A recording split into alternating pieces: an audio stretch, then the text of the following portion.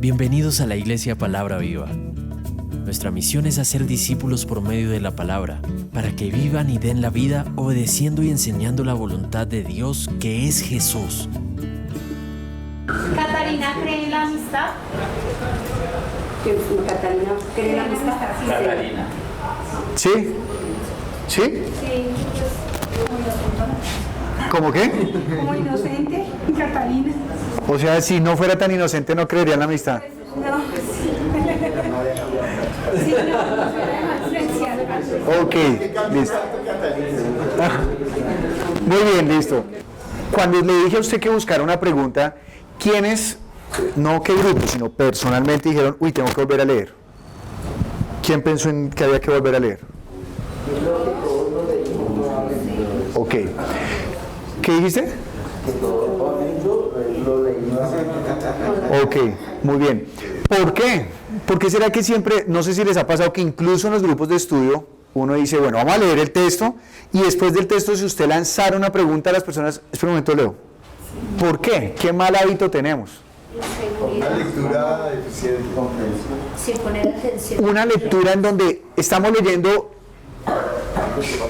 es decir, leemos sin ser conscientes de que tenemos que entender, sino leemos por leer. No hay concentración también. Eso, pues el pastor dice que una lectura deficiente. Claro, deficiente ¿por qué? Porque no quiero, o sea, no voy a leer, pero no me interesa. Y eso está pasando, bueno, creo que eso es algo cultural, yo no conozco otras culturas, pero en nosotros suele pasar muy seguido, que se lee y de primerazo uno no podría contestar, porque, espere un momento. A menos que fuera que uno está entrando en un centro comercial, como era hace 10 años, y le decían a uno, ¿se deja hacer una prueba de lectura? Entonces, como le iban a hacer una prueba de lectura y no sabía que le iban a hacer unas preguntas, entonces uno ahí sí leía con toda la atención. Pero sin embargo, le hacían preguntas a uno y bueno, ahí estamos detectando que nosotros, no estamos hablando de los que están escuchando el mensaje, sino que nosotros tenemos una deficiencia al enfrentarnos. Imaginen, esto fue un cuento. Ahora imagínense a la Biblia, en donde nosotros normalmente nos acercamos pensando, yo ya sé. Peor de deficiente es la lectura, porque yo me acerco ya pensando que ya sé, y ojalá sea el libro que usted más ha leído. Por ejemplo, en mi caso el libro que más he leído es Juan, entonces vamos a leer Juan 6, entonces yo ya inmediatamente en mi cabeza, aunque no quiera, ya estoy pensando en carne y sangre, y que la carne para nada aprovecha, pero que el espíritu vivifica. Inmediatamente, en mí pasa eso, pero en mí tengo que hacer el ejercicio ¿de qué? De despojarme de eso y permitir que el texto bíblico me hable otra vez, permitirlo que me hable. Y ese ejercicio también nos sucede cuando hablamos con las personas. No más desde ahí ya nos damos cuenta de esa deficiencia. Alguien le dice, imagínese que yo venía por acá y como usted vino y usted se mojó, entonces dice, ¿y se mojó, sí o no? Y no lo ha dejado ni terminar, y dice, no, pues me acordé que me quedaron las llaves. Ya uno comienza a anteponer algo. O usted está leyendo la Biblia, a mí me ha pasado cuando estoy leyendo la Biblia para dar el mensaje a la iglesia, y mi cabeza, como yo creo que ya me sé el texto, hay palabras que las digo es como si las estuviera recordando, pero las estoy leyendo mal porque no estoy leyendo conscientemente. Nuestra responsabilidad comienza desde la lectura, no cuando estoy enfrente de la iglesia o de la congregación, sino desde el momento en el cual estoy preparando el texto. Nosotros debemos leer conscientemente, es decir, voy a leer, debo entender, voy a acercarme a ese texto. Y vamos a hacer un ejercicio, usted dele la vuelta ahí a la hoja o en su cuaderno, conteste las siguientes preguntas. Solamente yo le doy las opciones, usted conteste, dé la respuesta, no va a escribir las preguntas. Primera pregunta, ¿cuántas alas tenía Catarina? ¿2, 4 o 7? Yo le estoy dando las opciones, usted conteste allí, listo. Segunda pregunta, ¿de qué color era su abdomen? ¿Marrón, negro o rojo? Tercera pregunta, ¿por qué no tenía miedo de los depredadores? A, era muy valiente. B, era amiga de las aves. C, las aves evitan comer mariquitas. Cuarto, ¿quién le sugirió que se comprase unos lacitos? ¿El caracol, ¿La abeja o la hormiga?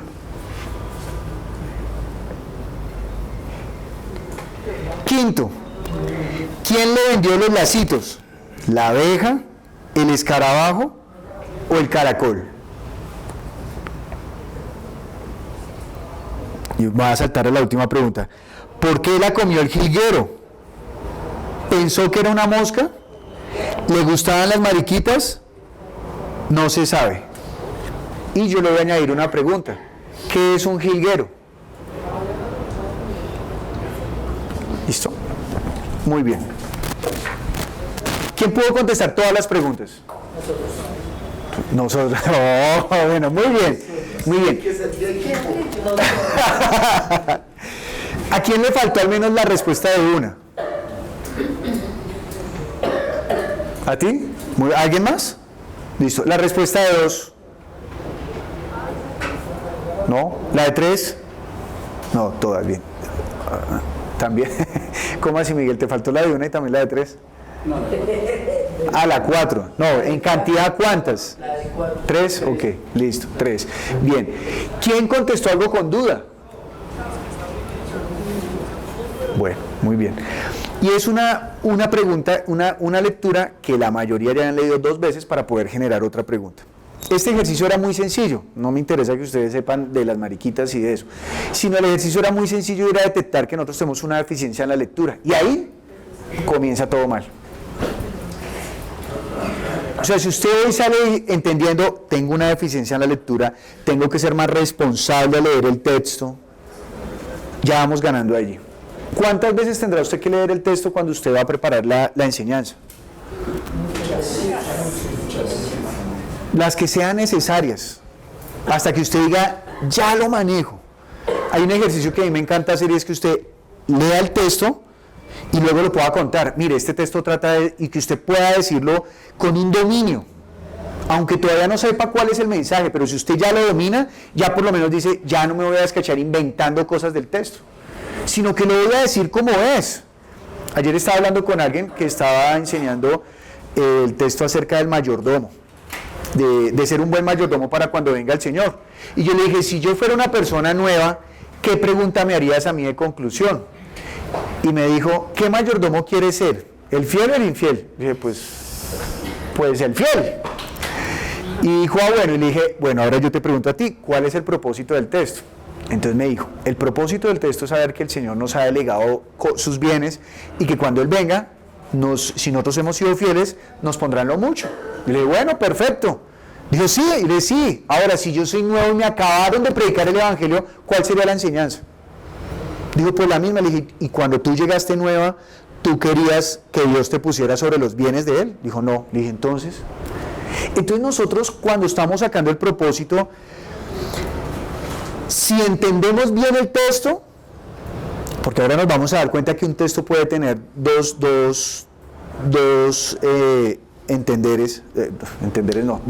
mensajes. Uno, el texto como, por ejemplo, ¿cuál es el mensaje del texto?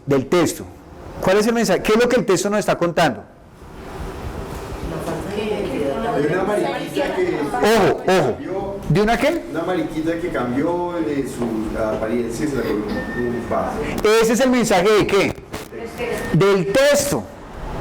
¿Qué está hablando el texto? Una mariquita que se la pasó cambiando y por estar cambiando se la comió el jilguero. Eso es lo que el texto está contando. Ahora, ¿cuál es el mensaje? ¿Cuál es la intención de quien lo escribió? ¿Qué quiere comunicar? Que hay peligro cuando se es inseguro. ¿Qué peligro cuando se es inseguro? Bueno, Beatriz, ¿qué hace? Que uno debe ser auténtico. ¿Señor? Que nos aceptemos a nosotros mismos tal y como somos para que no nos convertimos. Sí, bueno, bien. Miguel. Yo no puedo pretender cambiar lo original, o sea, cambiar lo original, o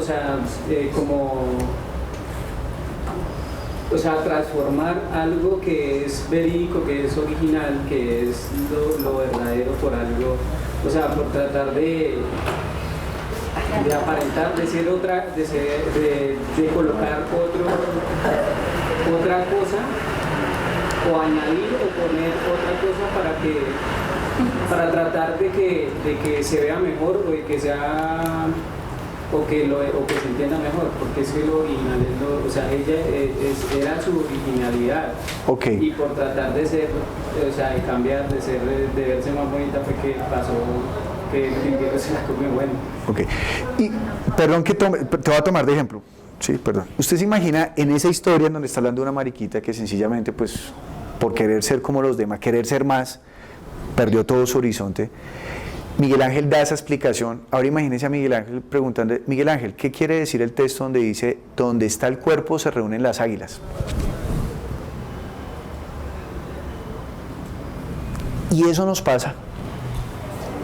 La enseñanza de que nosotros demos, cuando pensamos en que sea sencillo, pensamos solamente en los grupos de estudio, pero desde el púlpito debe ser todavía más sencillo, porque le estamos predicando al tiempo, no a 1, ni a 10, ni a 30, estamos predicando a toda una congregación, en donde ese día pudo haber llegado alguien nuevito, pero nuevito, como también está el que ya conoce la palabra muy bien. Entonces ese ejercicio es el que vamos a tratar de estar haciendo acá. Voy a terminar esta primera sesión indicando lo siguiente, y luego en la otra sesión vamos a hacerlo de las predicaciones. Hay un problema en la primera lectura, hay problemas de la primera lectura, o sea, cuando yo leo por primera vez. Número 1, palabras extrañas. ¿Qué es un jilguero? ¿Alguien cuando leyó eso dijo, uy, yo no sé qué es un jilguero? Sí. ¿Sí? No. Pájaro, por eso asumí que era un pájaro. Ok, entonces el texto le puede ayudar a uno a asumir, pero a veces uno podría asumir mal, ¿no? ¿Alguien nos podría explicar qué es un jilguero?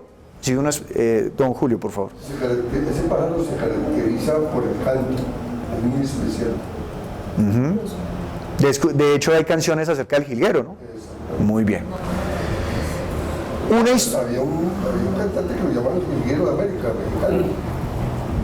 Ok, bueno, no sabía, chévere. Una historia incomprensible, es decir, usted lee la historia y no la comprende, ¿le ha pasado? A mí me ha pasado varias veces. Yo leo una historia y yo no entiendo qué es lo que está contando esto acá. Y en la Biblia hay textos que son oscuros, uno le llama oscuros porque no lo puede ver claramente, ¿no? Unos más que otros.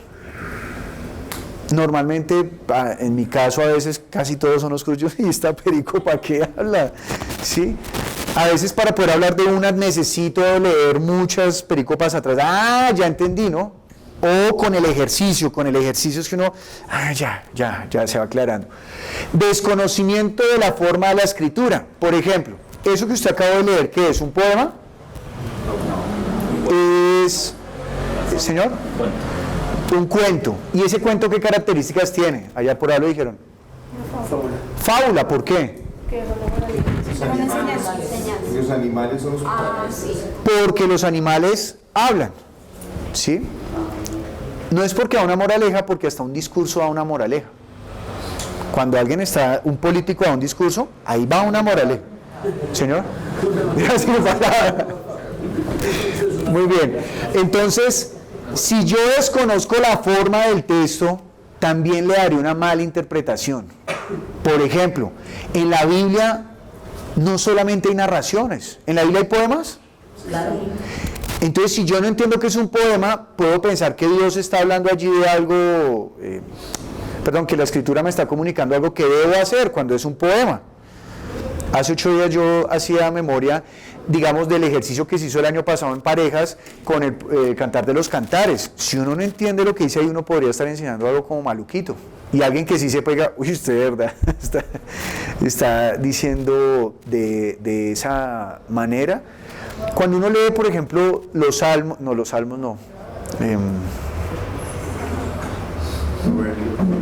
proverbios, mira la hormiguita perezoso que no tiene capitán. Y si uno no entiende esa parte, que además de que hay unas partes que van en rima, que nosotros no las detectamos por la traducción, pero hay unas que van en rima, quiere decir que está llevando una manera de versar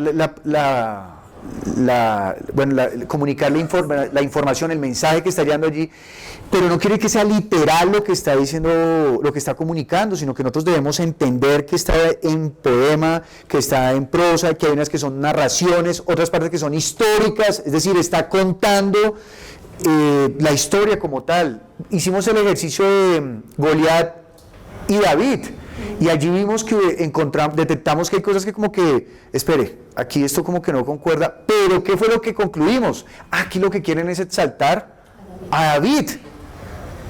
Ese es el mensaje. Entonces, eso puede presentar una dificultad, que no identificar la forma de la escritura, cómo lo escribieron ahí. Ahora, la habilidad del buen lector, ¿qué debemos desarrollar nosotros? Acercarnos al texto sin prejuicios. Acercarnos sin prejuicios frente a la historia de la mariquita es muy fácil, porque ¿alguien ya lo había leído? No, entonces pues no hay prejuicios, usted simplemente lo leyó. Pero en la Biblia sí. Mire, hagamos un ejercicio. Juan capítulo 1, del versículo 1 al 18, ¿qué enseñarías?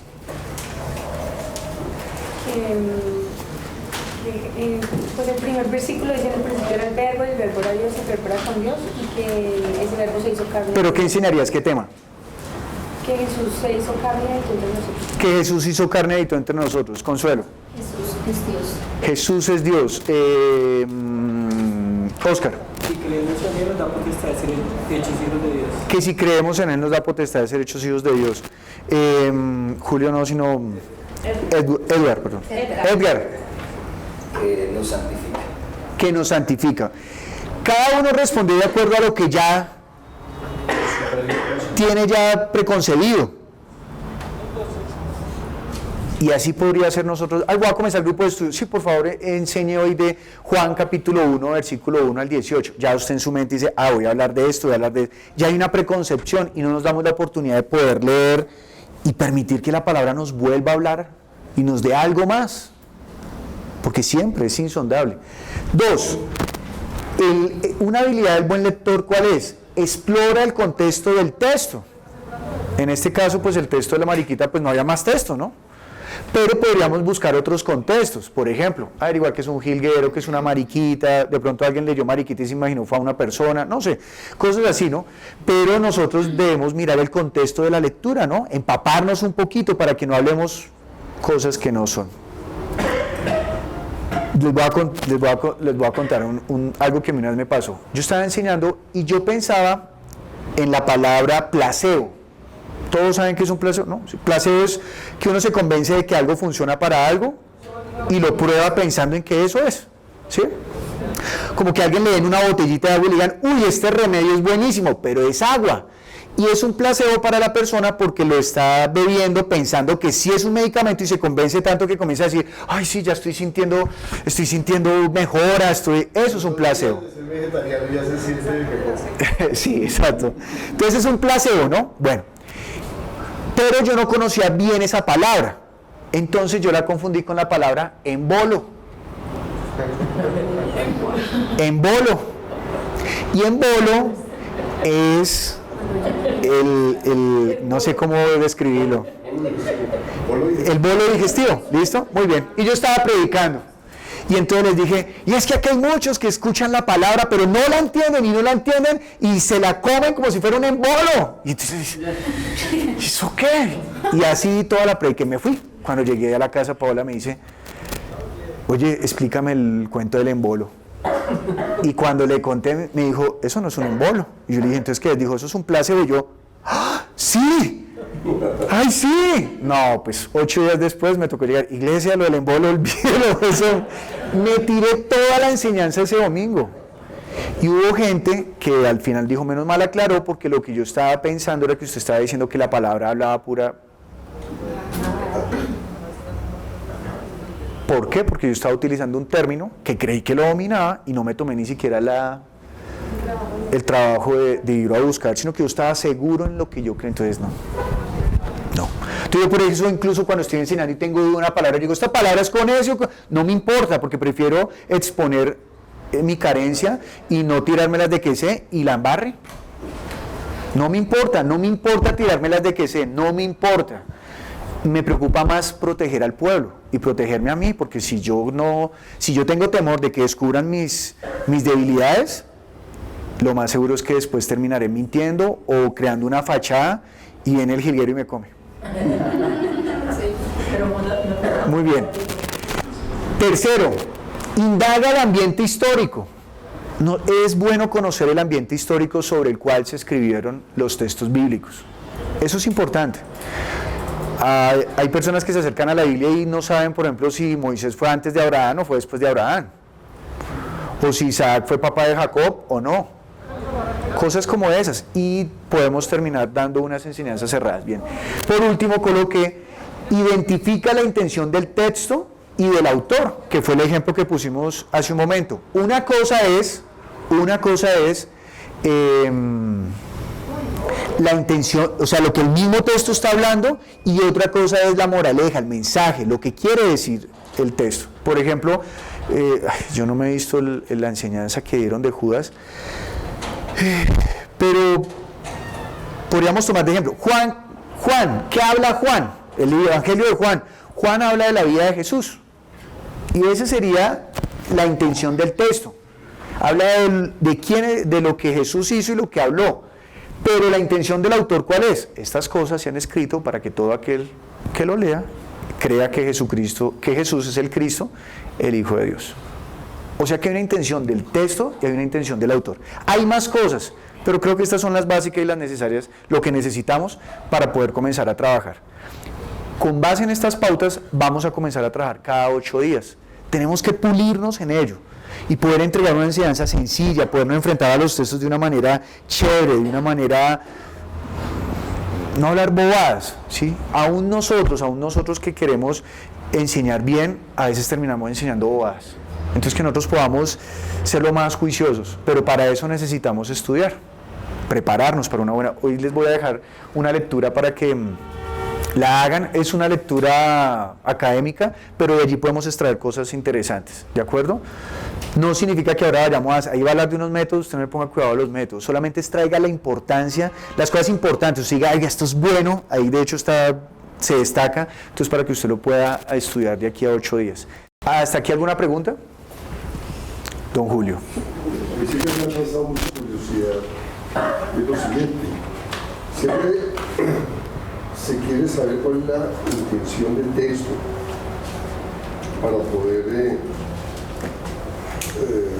hacer una prédica, por ejemplo. Y al mismo tiempo también se debe buscar la palabra clave. Sí, señor. Obligatoriamente, lo uno va concatenado con lo otro, es decir, de lo común de aquí para la menor duda, que no puede existir lo uno sin lo otro.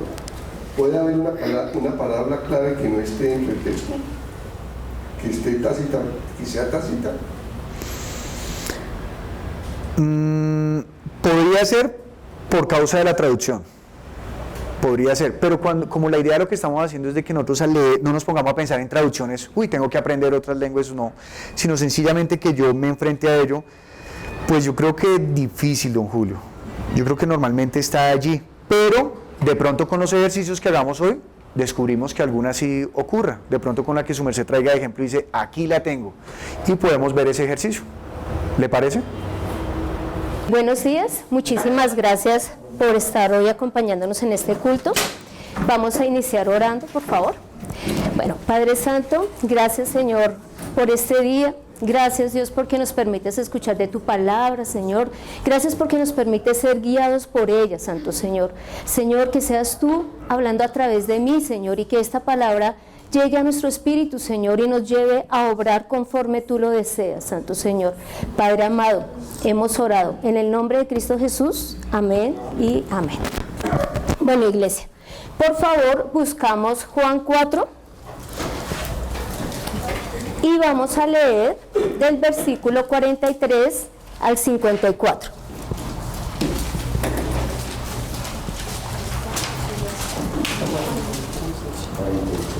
Sí, Juan 4 del 43 al 54.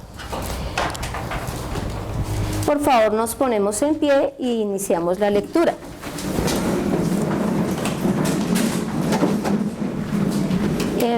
pasados esos 2 días, Jesús salió de Samaria y siguió su viaje a Galilea, porque como él mismo dijo, a un profeta no lo honran en su propia tierra.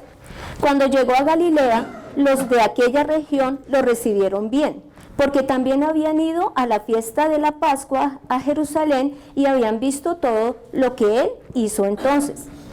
Jesús regresó a Caná de Galilea, donde había convertido el agua en vino. Y había un alto oficial del rey que tenía un hijo enfermo en Capernaum.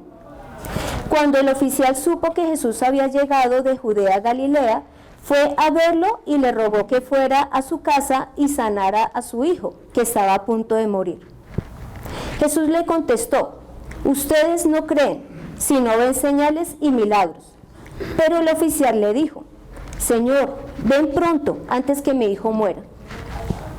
Jesús le dijo entonces: vuelve a casa, tu hijo vive.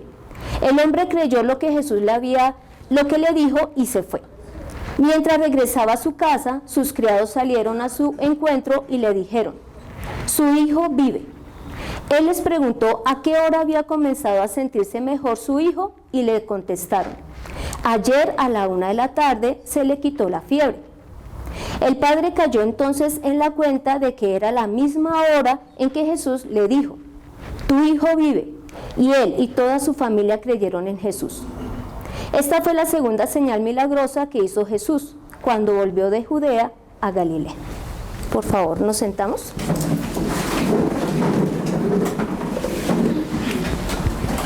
Bueno, en esta porción bíblica, el Señor nos está mostrando que Jesús pues estuvo en Samaria y allí estuvo 2 días y en este momento ya está contando que fue a Galilea. Pero Jesús da allí pues su sentir, lo que él veía, y era que todo profeta no es aceptado en su propia tierra, y él lo dejó dicho. Pero hubo un oficial del rey que vio o escuchó que Jesús había llegado. Por lo tanto, ese oficial en ese momento se acercó a él y le dijo: Señor, ve y sana a mi hijo que está a punto de morir. Y Jesús le contestó: si no vieran señales, no creerían. Pero el oficial no se puso como a pelear con él y a decirle: ve, agradezca que yo le estoy pidiendo algo, sino él sencillamente volvió y le dijo: Señor, ve que es que mi hijo está por morir para que lo sanes. Y Jesús en ese momento lo que le dijo fue: ve, tu hijo vive. Entonces el oficial creyó y se fue. Cuando ya estaba llegando a su ciudad, cuando ya estaba llegando a Capernaum, los servidores de él lo recibieron y le dijeron: tu hijo vive. Y en ese momento él preguntó: ¿a qué hora se empezó a mejorar? Y los sirvientes le dijeron: ayer como a la 1 de la tarde.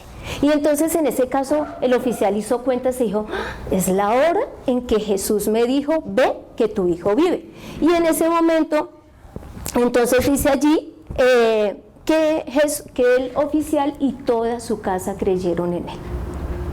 Entonces, ¿qué nos quiere? Esto es lo que explica el texto, pero ¿qué es lo que el Señor quiere que nosotros pongamos en práctica? Que sea lo que nosotros hagamos como iglesia. Y es que si nosotros oímos de Jesús,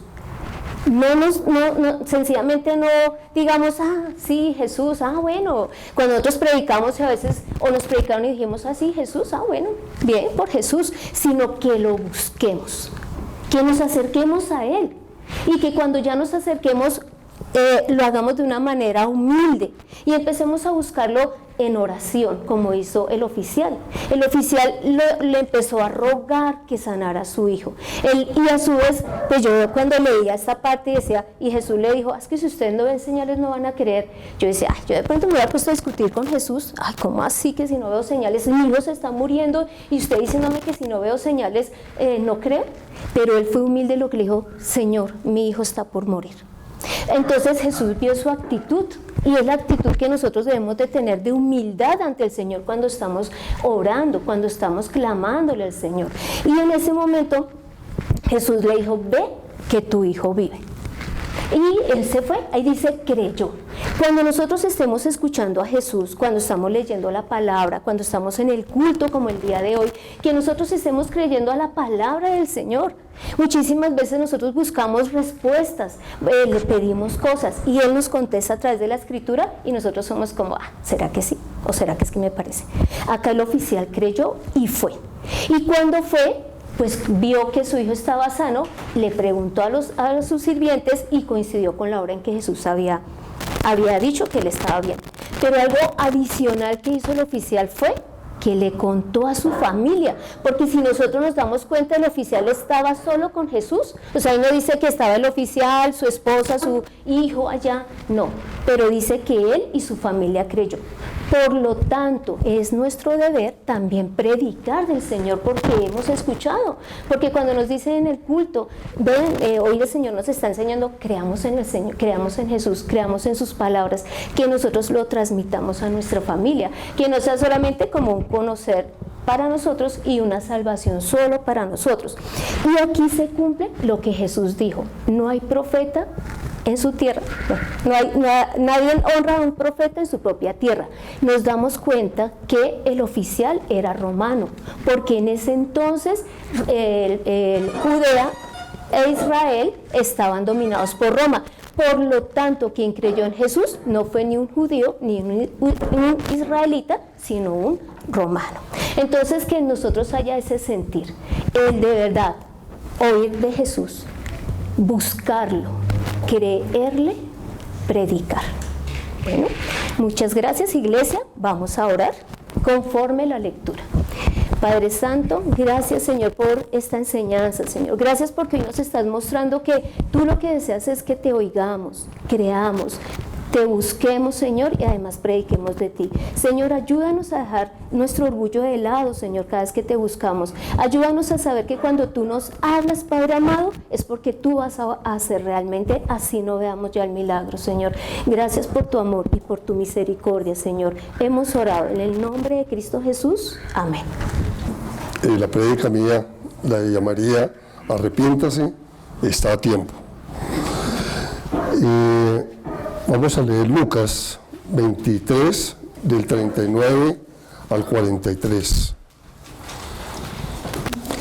Lucas 23, 39 al 43.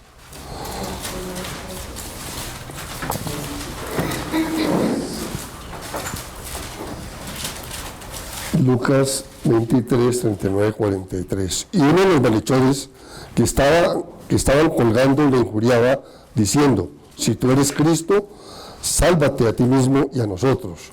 Respondiendo el otro, le respondió diciendo: ¿ni aún temes tú a Dios estando en la misma condenación? Nosotros, a la verdad, justamente padecemos porque recibimos lo que merecieron nuestros hechos, mas ningún mal hizo. Y dijo a Jesús: acuérdate de mí cuando vengas en tu reino. Entonces Jesús le dijo: de cierto te digo que hoy estarás conmigo en el paraíso. Es una película muy pequeña que solamente en una Biblia la separa. Casi ninguna Biblia, en casi todas las Biblias está dentro de crucifixión y muerte. Pero en una Biblia que no encontré está esa perícopa y la titulan como arrepentimiento del malhechor o del ladrón, algo así. Hay tres personajes. Me gusta lo pequeña que es y me gusta porque es la culminación de la vida pública de Jesús. Son tres personajes, lógicamente Jesús, están dos malhechores, ni siquiera ladrones, porque es que la religión nos ha dicho, la religión nos habla del ladrón bueno y del ladrón malo, no, acá habla de dos malhechores. Los malhechores son malhechores indudablemente. Habla de la salvación, del temor, de la condenación, del merecer y del recibir. Habla es donde yo en ningún momento, entre el 39 y donde termina la perícopa, habla de arrepentimiento por ningún lado. Pero para mí, implícitamente, que es la palabra clave, es el arrepentimiento, va implícita dentro del drama que ocurre ahí entre los dos ladrones, pienso yo. Por eso fue la pregunta que yo le estaba haciendo al pastor John, que si bien es cierto, el arrepentimiento no aparece ahí como la palabra clave para mí, el arrepentimiento es la palabra que maneja toda esa drama. porque ninguna otra. Estamos hablando, por ejemplo, habla del paraíso. En la Biblia solamente tres oportunidades habla del paraíso, que está en Lucas 23:43, en 2 Corintios y en Apocalipsis. Y cuando habla de paraíso tenemos que tener también en cuenta de cielo, porque es que resulta que la mayoría de los pastores y predicadores les pasa lo de Marvel, ¿no? Que no sabe para dónde van los muertos. No sé para dónde van los muertos, no sabe todavía. Piensan que van para el cielo y resulta que muchas veces no hay una distinción entre cielo y paraíso. Y sería una buena oportunidad esta película para hablar de lo que es el paraíso y la diferencia entre el cielo. Igualmente, habla de la retribución, le dice de la justa retribución, que habla en Romanos y en segunda de los Tesalonicenses. La justa retribución, le dice el uno al otro, usted no se queje que mire para dónde vamos, mire lo que hicimos. Entonces, me gustó, ¿por qué me gusta esa prédica? Porque es que a mí me fascina, la dialéctica hegeliana me fascina, porque es que aquí se encierra una lucha de contrarios. Y es que no es que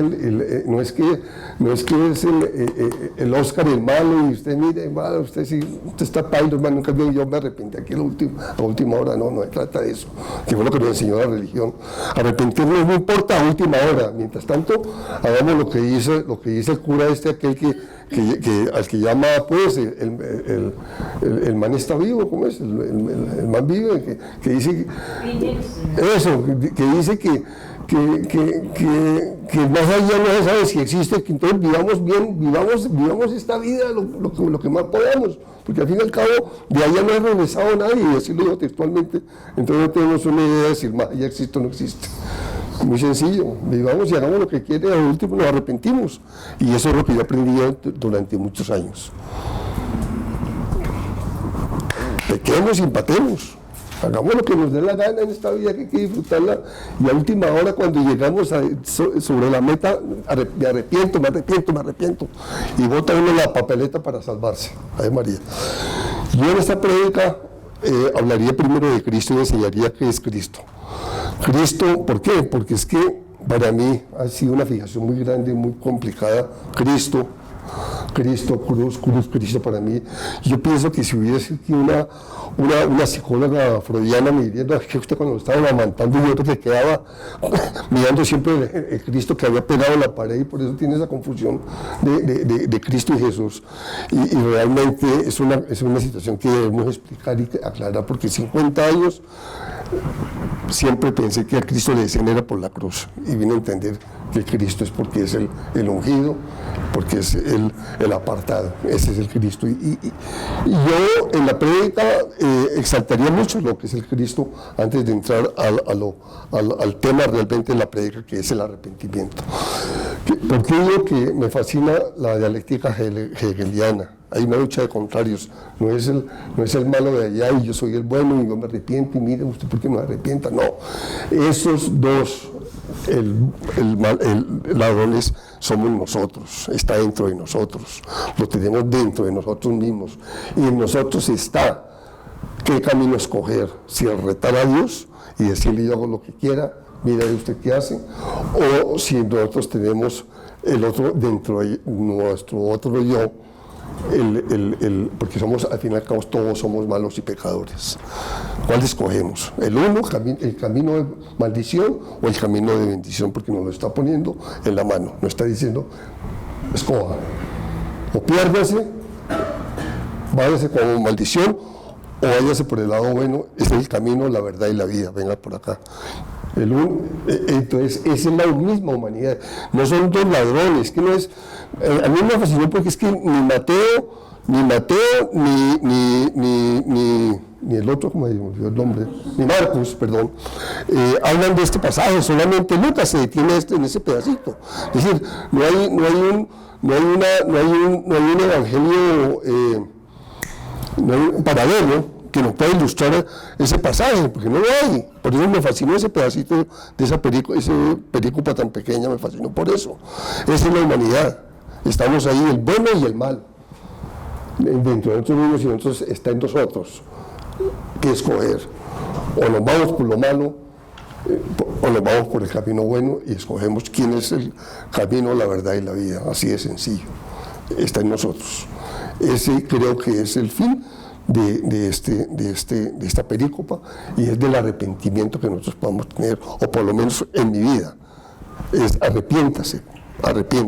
Y yo me he arrepentido y me quiero arrepentir y oro todos los días dándole gracias a Dios por lo que me ha dado y por darme la oportunidad de arrepentirme y arrepentirme grandemente. Entonces, mis queridos hermanos, arrepiéntanse, que aún está tiempo. No es más.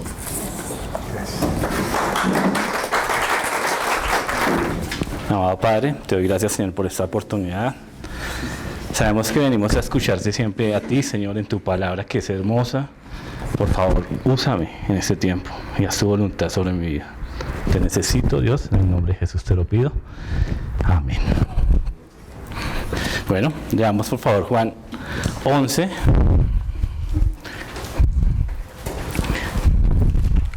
Desde el 45 al 48.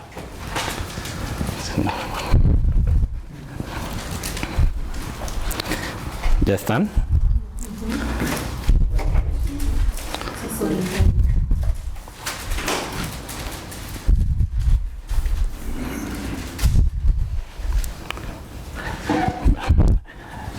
Entonces muchos de los judíos que habían venido para acompañar a María y vieron lo que hizo Jesús, creyeron en él. Pero algunos de ellos fueron los fariseos y les dijeron lo que Jesús había hecho.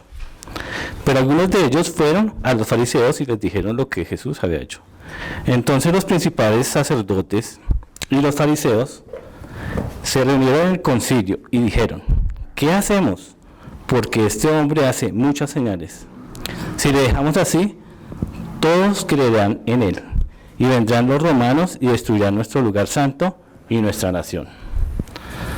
Amado Padre, que esa palabra sea para enseñanza de todos nosotros, abre nuestro entendimiento, en el nombre de Jesús, amén. Bueno, si nosotros vemos en el primer versículo, ¿qué resalta ese versículo?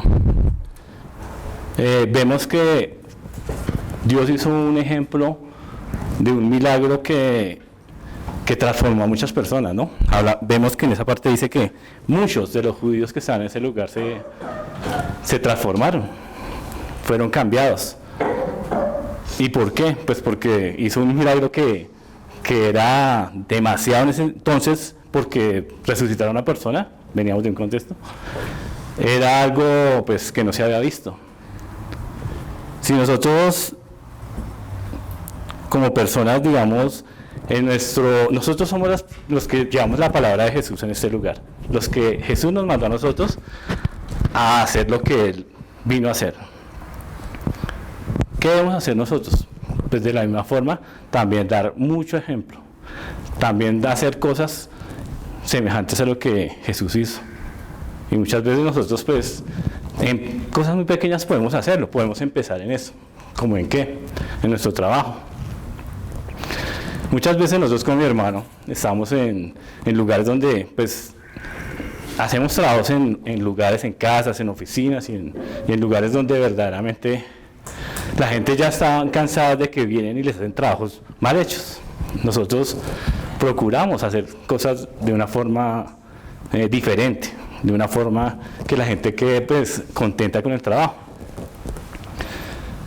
Y pues hacemos algo que la gente, digamos, valora, y debido a eso pues podemos de pronto llegar al corazón de cada persona, ¿no? Cuando nos dicen, oh, qué buen trabajo, que hicieron esto. Y de pronto con esos detalles tan pequeños nosotros podemos llegar a hacer algo que sorprenda a las personas. Jesús hizo un milagro grandísimo y dice que muchas personas, muchos de los que estaban ahí, de los judíos, o sea, habla que la mayoría, ¿no?, de los que estaban ahí, con el milagro que hizo Jesús, muchos se convirtieron a él. Pero si vemos en el siguiente pasaje, en el versículo dice, pero algunos de ellos fueron los fariseos, pero algunos de ellos fueron a los fariseos y les dijeron a Jesús que lo que Jesús había hecho. Lo contrario, ¿no? pero algunos de ellos. Ya no eran muchos, porque el milagro, lo que hizo Jesús fue en gran manera. Muchas veces nosotros también podemos hacer cosas que verdaderamente no sea buen testimonio para Dios, ¿sí? Pero también podemos escuchar, como el caso que nosotros, la misma persona que nos estaban diciendo ayer, precisamente con mi hermano, nos decían, qué buen trabajo, qué personas tan excelentes, que como hicieron el trabajo, mejor dicho, nos alababan. Pero en el momento en que nosotros le fuimos a predicar la palabra de Dios, de una vez pusieron una barrera. Entonces nosotros también debemos entender que no todas las personas van a querer escuchar la palabra de Dios. En este caso la señora puso una barrera tan grande que no nos dejó ni siquiera hablar, porque ella decía, pero ustedes son católicos, ¿por qué no tienen la señal de la cruz? Porque sí, y no se pudo. El esposo sí quería escuchar, pero ella no permitió. Entonces, ¿cómo nosotros, aunque nosotros hagamos y nos esforcemos en hacer de pronto cosas de la mejor forma, debemos entender también que hay personas que definitivamente quieren agradar a lo que ellos han emprendido desde pequeños, ¿no? Entonces nosotros no podemos llegar a chocar con ellos, pues porque verdaderamente nosotros queremos como que ellos se escuchen y podemos llegar a entrar en un conflicto. Mi hermano me dijo, quieto, y sí, entendí que no podíamos hablar de esa persona. Seguimos con el siguiente versículo. Entonces dice, entonces los principales sacerdotes y fariseos reunieron el concilio y dijeron, ¿qué haremos? Porque este hombre hace muchas señales.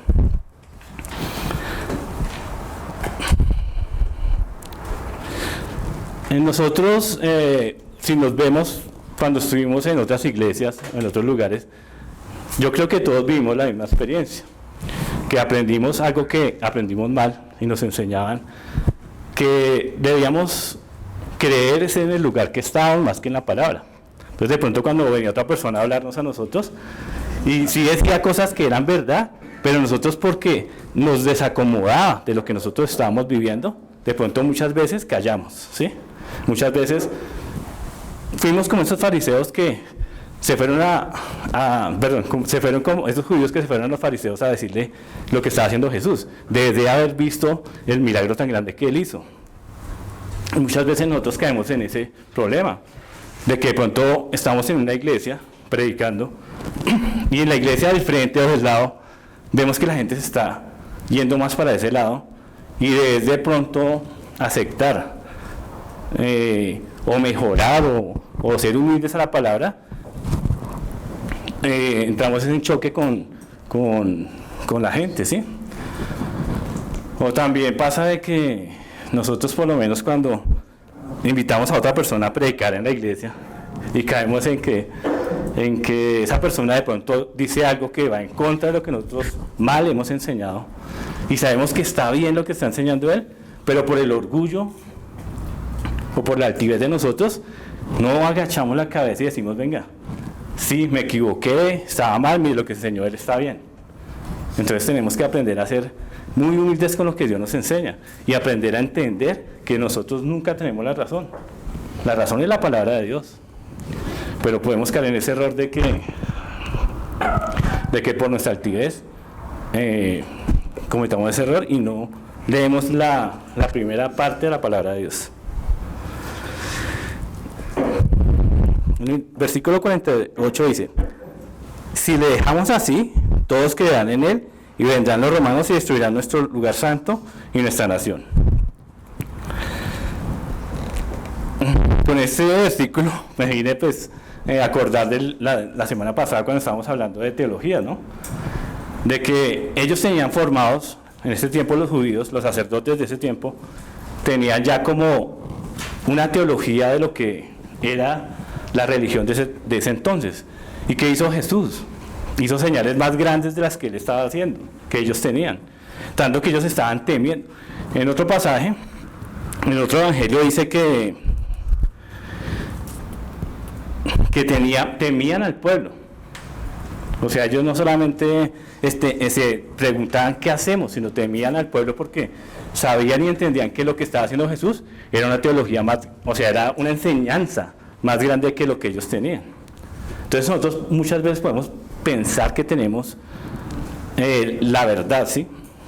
Pero también podemos caer en el error de ver que otra persona tiene la verdad y por el orgullo y por cuidarnos de que no se nos destruya lo que nosotros hemos hecho, no nos arrodillamos ante la palabra y aceptamos esos errores. Algo de lo que me gustó del pastor John, cuando decía que él estaba hablando de que no se acordaba del versículo, pero que de la palabra, pero que él estaba hablando algo, o como el ejemplo que nos puso ahorita, que se equivocó, que él estaba pensando que era una palabra diferente y ¿sí? Nosotros debemos ser así, aceptar que no somos perfectos, el perfecto es Dios, y que cada vez que nos vamos a la palabra debemos ser sensibles, y más cuando escuchamos, no porque prediquemos la palabra no la sabemos todas, podemos aprender hasta de la persona que menos nosotros pensemos. El pastor, perdón que les ponga de ejemplo, el pastor Diego, él es una persona que todos admiramos, pero él fue humilde. Sí. Bueno, él fue humilde cuando aceptó que hablaba de la teología de la palabra, ¿sí? Pero al dejar la teología de la palabra, está dejando un campo muy abierto, pues porque la palabra podemos basarnos en la palabra sin hablar de Jesús. Cuando ahora se habla de la teología de Jesús, se amargó todo, ¿sí? Pero si el pastor no fuera sensible a eso, pues diría, no, esa es la teología de la palabra, porque fui yo el que coloqué eso, y bueno, pero eso es lo que verdaderamente nosotros debemos aprender.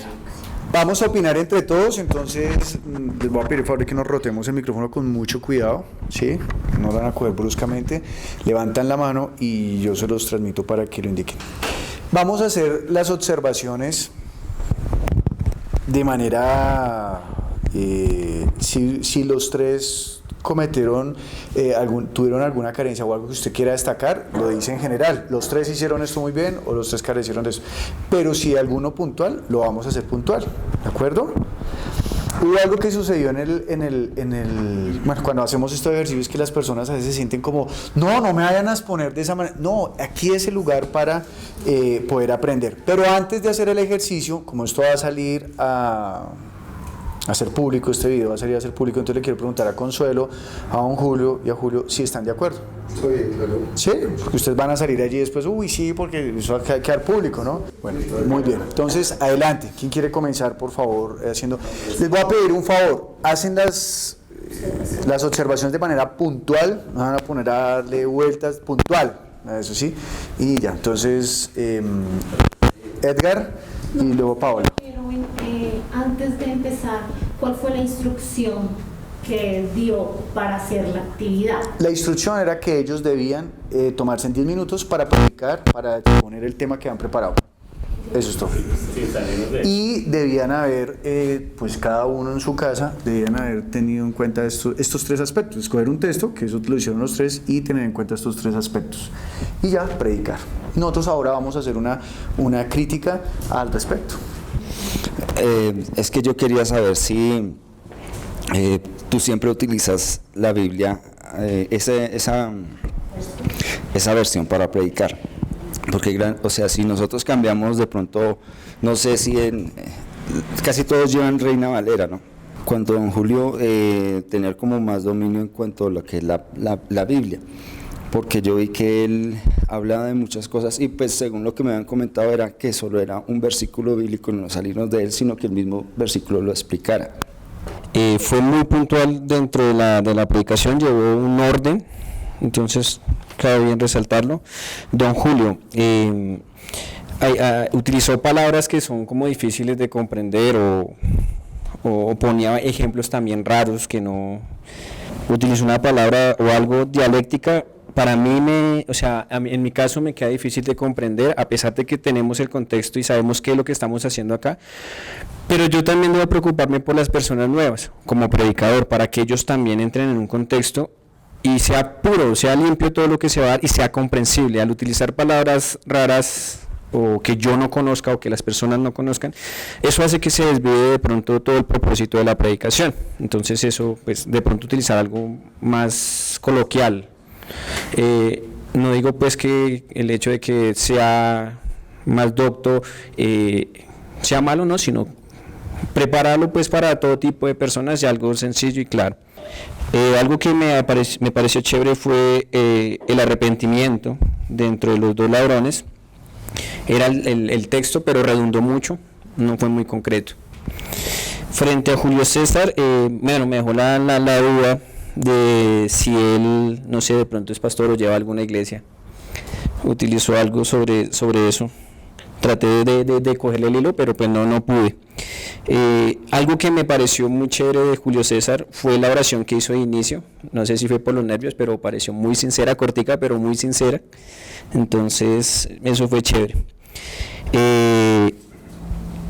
Generalizó de una manera, bueno, se me va el hilo ahorita con ese generalizó, pero fue algo muy desviante de esa manera que generalizó. Después entraré en contexto y le podré decir de pronto personalmente esa parte.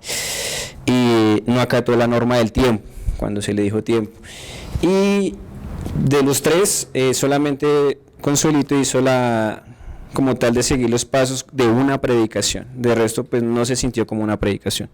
Siento que los tres abarcó, como que leyeron y empezaron, pero como que no nos llevaron como a lo que tú dices ahí de época.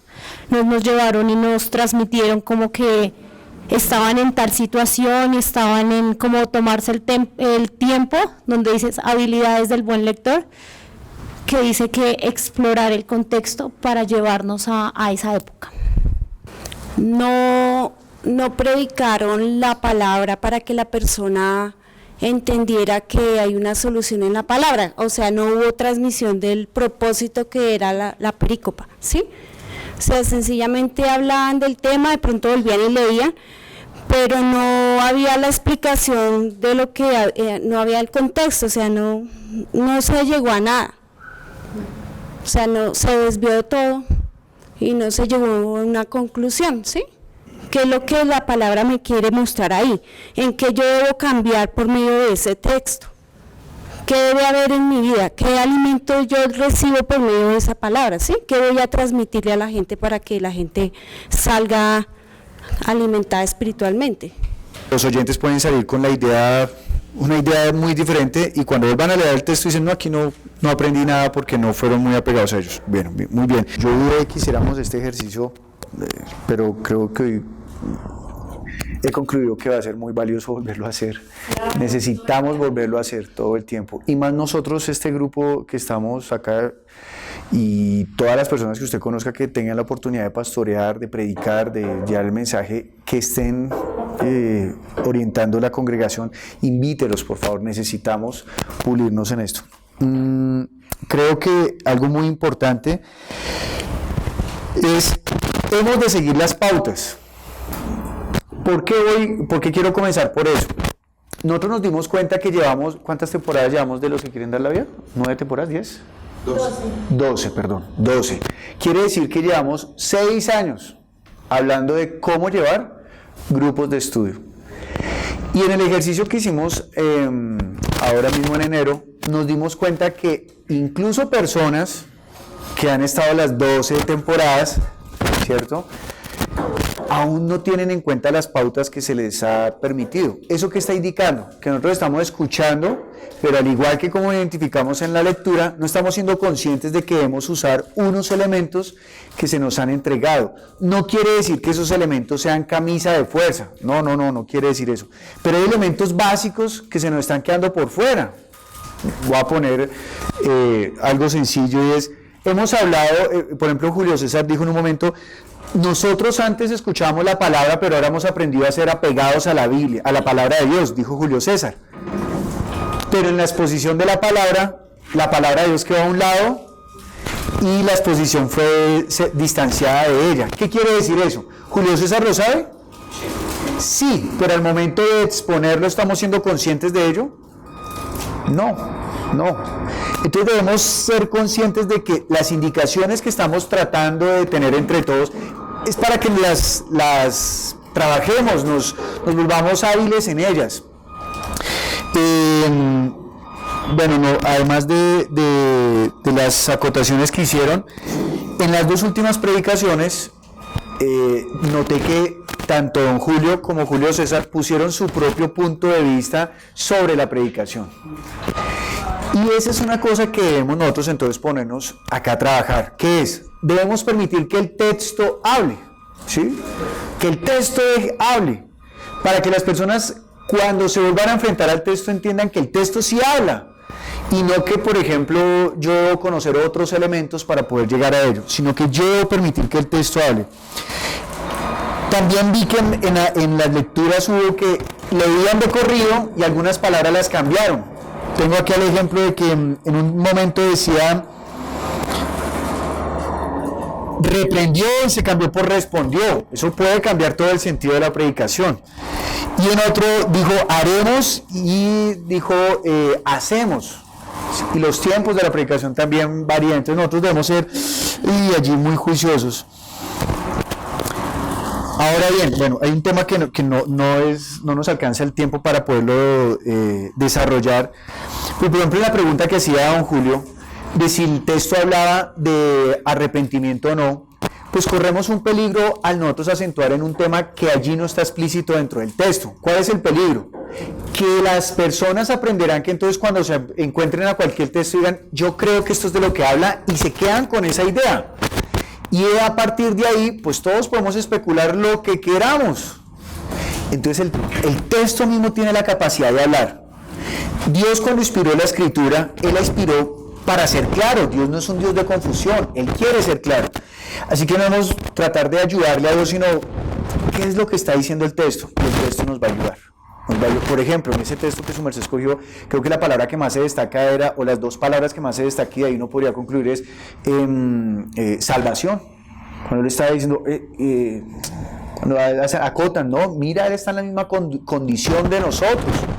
Y al final el hombre termina. Sin embargo, termina diciendo, acuérdate de mí cuando esté en el paraíso. Sin embargo, nosotros vamos a tratar de aprender aquí algo. Digo a tratar porque no es que sea una sola voz. ¿Cómo escoger unas perícopas? ¿De dónde uno saca que la perícopa vaya acá? ¿Cómo se determina eso? Sí, ¿cómo determina uno porque uno podría escoger una perícopa y dejar la idea inconclusa? Yo digo, bueno, esto es lo que vamos a enseñar. Por ejemplo, en tu perícopa, bueno, ¿y por qué dijeron eso? Sí, ¿por qué dijeron que se van a ir detrás de él? Entonces, no dejar inconclusa la idea, sino poder escoger una idea completa. Esas fueron las cosas que yo vi. Yo sí quisiera que el pastor Ludo, el pastor John, el pastor Diego hicieran unas acotaciones acerca de lo que vieron también en este ejercicio. A veces cuando uno va a preparar una prédica, a veces uno tiene tanta información o tanto temor de equivocarse que eso mismo se puede volver tropiezo. Algo que nos puede ayudar y que yo veo que acá pues hizo falta es que uno debe tener muy claro, no es que no sea importante no saberlo todo, pero es muy difícil a veces tener todo bajo control. Pero algo que sí debo tener bajo control es el propósito del Espíritu Santo, o sea, ¿para dónde va ese pasaje? Y si yo logro hablar en 5 minutos de lo que el pasaje está tratando de que yo entienda, no importa, no hace falta que diga más nada, no hace falta inventar, no hace falta dar ejemplos, no hace falta, sí, pues chévere si puedo dar ejemplos, chévere si puedo contextualizar, chévere todo lo demás, pero lo que no debe faltar es eso. O sea, ese debería ser mi norte. ¿Cuál es el norte del párrafo? Y una vez que ya descubro el norte, ya yo puedo descansar tranquilamente en hacer llegar la gente hasta ahí y ya. Todo lo demás colabora, pero eso no debe faltar.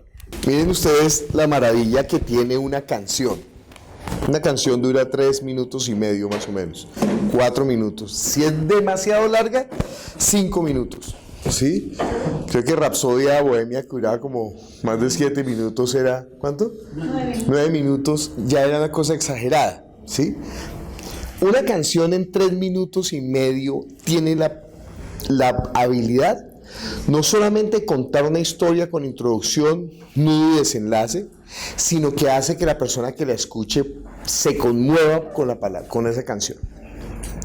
De modo que si nosotros pensamos que una predicación que yo tengo, por ejemplo, de 45 minutos, no friegue, sería excesivo antes, ¿sí? Porque eso parece el disco de los el Cuarteto Imperial, ¿sí? Que uno comienza ya quítelo viejo. Entonces, bueno, Si nosotros desarrollamos la habilidad de predicar bien, va a ser una efectividad en llevar el mensaje del Evangelio. Todos los mensajes tienen que traer una introducción, un nudo y un desenlace. Me gustó mucho que Consuelo escogió un pasaje sencillo y más o menos llevó una línea del pasaje, fue muy clara, segura, no dio vueltas, no titubeó, no se enredó, ella sabía qué iba a decir. ¿Qué mostraba eso? La preparación. Yo realmente no sabía que había que preparar una prédica con lo que hubiera estado. Yo solamente había sacado estos elementos y no había echado ninguna preparación, no me había quedado como unos zapatos, me había tocado predicar. Creo que, por ejemplo, lo que decía Marcela, que en la introducción, lo que decía Paola, que estos elementos, por ejemplo, la introducción ha de ser la contextualización del pasaje. Yo puedo usar eso como introducción, ¿sí? Aquí vemos el momento de la crucifixión. Jesús está muriendo en medio de dos delincuentes y los dos delincuentes tienen una posición diferente en cuanto al Mesías. Introducción. Nudo. ¿Cuál es el centro realmente? O lo que decía Ludo, el propósito del Espíritu Santo con esa porción. ¿Qué es lo que Dios quiere con esa porción realmente enseñar? ¿Quiere hablar del arrepentimiento? Si el texto no lo dice, yo no puedo atreverme a meterme ahí.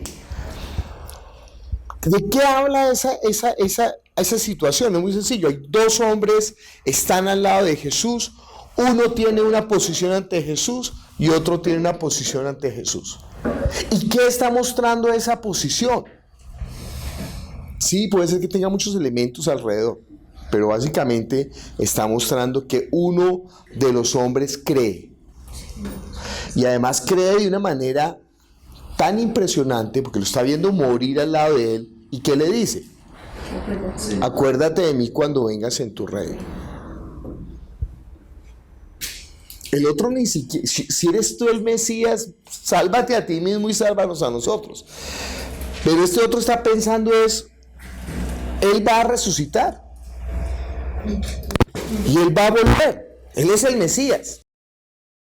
Ojo, lo que hablamos la vez pasada, hay un contexto. La gente sabía del Mesías sufriente, la gente sabía del Mesías rey venidero. Eso lo sabía el pueblo de Israel. Y el desenlace, o por ejemplo en el caso de Julio, pues coge un texto un poco difícil. Si yo voy a empezar a predicar, un consejo cuando ustedes comiencen a predicar, pues no se vayan por lo difícil. O sea, cuando uno va a empezar a cocinar, uno comienza con ensaladas. No se va, voy a hacer cochinillo a la gallega. No, viejo, no, porque eso tiene otro, ¿sí? No, arroz. Empiece por hacer arroz, facilito. 2 tazas de agua por una de arroz, sal y cebolla. Al poquito de aceite, deje hervir, tape, ¿sí? Entonces ya uno va teniendo el entrenamiento. Entonces, el pasaje, por ejemplo, un poco complicado, dónde comienza, dónde cierra. Y el desenlace, lo que estaba diciendo ahora sí, Marcela y Marisol, es que como son ponemes yo me confundo. El desenlace es la aplicación. ¿Y esto qué tiene que ver conmigo? ¿Qué tiene que ver lo de esos malvados fariseos que estaban prefiriendo, vamos a guardar más bien nuestra posición antes de creer en Jesús? Bueno, pero es que esos malvados, y creo que yo siempre caigo en el error que anotaba Juan Pablo, hablar mal de los demás, eso es un vicio mío. Pues no hablemos mal de los pastores, no hablemos mal de cura Hoyos, no hablemos mal, no, centrémonos en el texto y que el texto sea que nos hable, más bien que hable mal de nosotros, que sí nos exponga a nosotros. Entonces, si yo desarrollo esto en una predicación, pues yo suelto como un poco de ideas al aire, vuelvo y la repito porque no sé ni siquiera qué fue lo que dije, no tengo un orden. Fíjense en las canciones, cojan una canción y mire cómo desarrolla una canción la historia, ¿sí? Pero es que son historias impresionantes, en 4 versitos. Dice, no, pero no es posible que en 3 minutos y medio esta gente se faje una historia tan completa, con introducción, nudo y el desenlace. Fíjense cómo dicen ellos las cosas. Fíjense cómo usan con fuerza las imágenes verbales que utilizan. Si nosotros lográramos hacer una prédica en 3 minutos y medio, ¡guau! Nos quitamos el sombrero ante un predicador así. Pero los compositores lo están logrando hacer. En 3 minutos y medio contar una historia completa, pero no solamente contarla, que atraviesa el corazón. Nosotros vamos a atravesar el espíritu. Digamos, el esqueleto de introducción y el propósito y todo eso. ¿Qué mejor de pronto uno pudiera enriquecer esa profesión, esa aplicación con un versículo de la Biblia? Sería un buen elemento. Sin embargo, algo por lo cual nos hemos venido esforzando es que podamos explicar el texto sin todavía ir a los demás. Claro, evidentemente la Biblia se puede tejer con toda la misma Biblia, pero hemos detectado que tenemos el vicio de hablar de muchos versículos y ni siquiera le estamos poniendo cuidado al texto base. Entonces lo que queremos desarrollar es que primero le pongamos cuidado al texto base y luego sí llamamos a las demás cosas. Date cuenta que sin irnos a otros versículos, con solo ese texto nos desviamos. Entonces imagínate poniendo otro. Entonces no, lo ideal es que podamos concluir, introducir con ese texto, indicar el propósito con ese texto y concluir con ese texto. Apenas dominemos eso, ahora sí, vámonos para otros lugares. ¿Sí? Eso es lo que hemos de hacer. Bueno, pues yo creo que vamos a dejar una tarea. Me pareció chévere, pastor, lo último que dijo de la canción. Entonces, de hoy en 8 vamos a hacer un ejercicio ya no con un cuento, sino con una canción. ¿Sí? Yo traigo la canción, sí, con una canción. Y nos vamos a dar cuenta cómo el ejercicio de la canción hace eso. Entonces usted escoja una canción, por favor no va a escoger el himno nacional, escoja una canción que... Sí, ya compuesta, y vamos a identificar eso, la que más esa canción yo la escuché, pero le dije que el himno nacional no. Todo esto es demasiado importante. Yo animo a que no lo dejemos de hacer, porque cada vez nos vamos a ir puliendo, cada vez Dios nos va mostrando más. Eso que acabó de decir el pastor Diego, de verdad es impresionante eso. Sí, en 3 minutos alguien transmite un mensaje, llega, trasciende y transforma. ¿Sí? Entonces, que sigamos haciéndolo, animo a eso, a que no tengamos temor, porque sí nos vamos a equivocar. Yo me equivoqué y aún todavía me equivoco, y siempre que acabo la predicación voy y me arrodillo y le digo, Señor, qué error tuve, ayúdame, enséñame, guíame. Pero si tenemos todo esto claro, que es una ayuda grande, pues la iglesia será súper edificada. Y yo he visto personas que llegan nuevas, la primera vez, nunca han ido a una iglesia cristiana, y salen diciendo, gracias, entendí. Y entendí qué quiere hacer Dios en mi vida. ¿Sí? Porque no es solamente que el predicador entienda que tiene que transmitir un buen mensaje, sino primero qué quiere hacer Dios en nosotros, para poder también qué quiere hacer Dios sobre la iglesia. Entonces debemos ser enseñables, pero también ser enseñados por Dios. Recuerde que este tiempo tiene un propósito, y es que vengan las personas que Dios ha permitido que estén siendo obispos, pastoreando o ministros dentro de la congregación, ¿sí?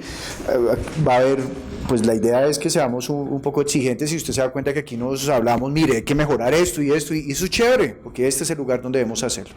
Que nosotros también podamos tener la paciencia, Señor, para enseñarnos los unos a los otros, para valorar, Señor, el tiempo tan valioso que tenemos acá. ¿Cuántas iglesias no querrían poder tener un tiempo así de valioso, y nosotros lo tenemos?